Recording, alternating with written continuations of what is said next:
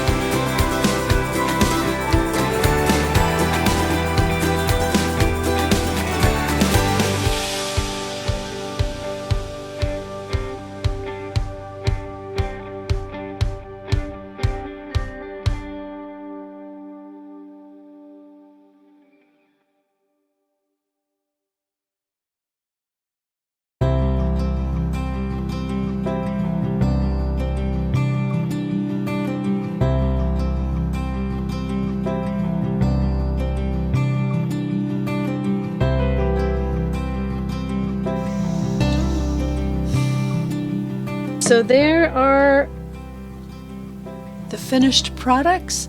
I kind of wish that I had done some white splatters of paint before I put the other embellishments on, but that's okay. They turned out all right. If you would like to join the swap, we could use one more person for our May swap. This one will probably be going into the June swap, but if you are interested in coming over and swapping, you can either email me below for the information, or you can join the group over at the Facebook group, and there's a link below to get over there so that you can join the ATC swap. You send in 5, they can be all different, all the same, and you get 5 back, all different from different people. So that's the fun part. Okay, thanks for watching, and we will see you over at the group.